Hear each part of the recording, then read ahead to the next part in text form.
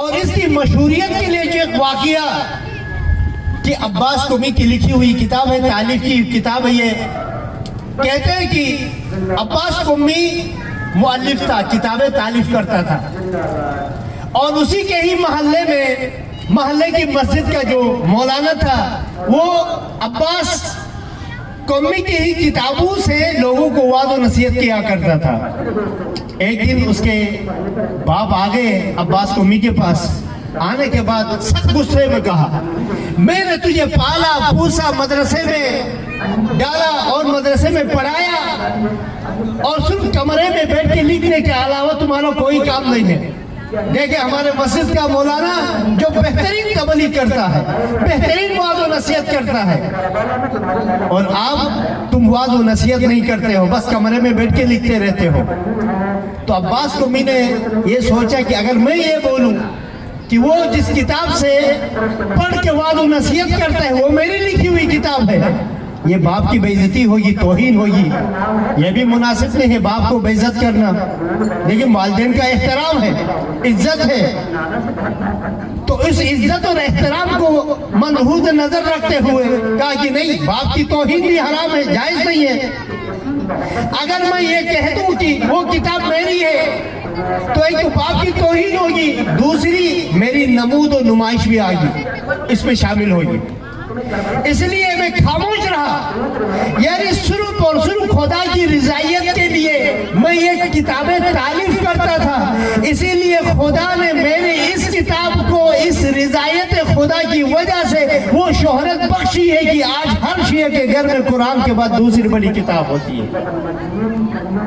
یعنی جو خدا کے لیے کام کرے، جو خدا کی خوشنودی کے لیے کام کرے، جو خدا کے دین کے لیے کام کرے، اللہ اس کو ثابت قدم بھی رکھتا ہے اور اس کی مدد بھی کرتا ہے۔ دور پڑے محمد محمد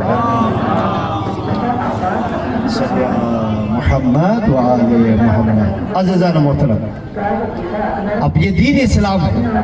اب دیکھیں کہ جس دین کی بقا کے لیے میں اور آپ کے امام حسین علیہ السلام نے جو قربانی دی ہے، اس دین کی بقا کے لیے دی ہے۔ کیا ہوا تھا دین کو؟ کیا نمازیں نہیں پڑھی جا رہی تھی؟ کیا روزے نہیں رکھے جا رہے تھے؟ یا حج نہیں ہو رہا تھا؟ دین کو کیا ہوا تھا؟ امام نے اتنی بڑی قربانی کیوں دی؟ نمازیں بھی پڑھی جا رہی تھی، روزے بھی رکھے جا رہے تھے، اور حج بھی۔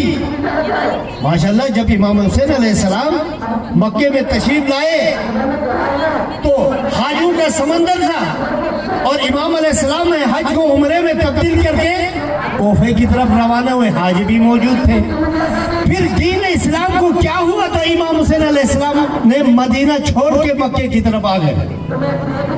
تو امام علیہ السلام جب مدینے سے نکل رہے تھے، محمد حنفی آگے آنے کے بعد بھائی کو روکنے کی کوشش کی کہ امام علیہ السلام نے کہا کہ اے بھائی، میں تخت و تاج کے لیے یا کسی فساد کے لیے نہیں نکل رہا ہوں، بلکہ میں اپنے نانا کی امت کی اصلاح کے لیے، امر بالمعروف اور نہی عن المنکر کے لیے، اور میں اپنی نانا اور بابا کی سیرت کو زندہ کرنے کے لیے نکل رہا ہوں۔ یعنی بتانا یہ چاہ رہا کہ امام کہ دیکھیں کہ امت اس وقت اس امت کی اصلاح کی ضرورت ہے۔ دوسرا یہ کہ امت کے اندر امر بالمعروف نہی عن المنکر مفقود ہو چکا ہے، ختم ہو چکا ہے، اس کو زندہ کرنا ہے۔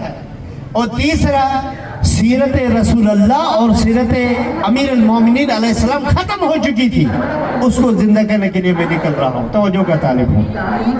اب دیکھیں کہ ایک مثال کے ذریعے سے سمجھانا چاہوں گا کہ ہمارے معاشرے کے اندر ہم اپنے علماء کو آئیڈیل سمجھتے ہیں۔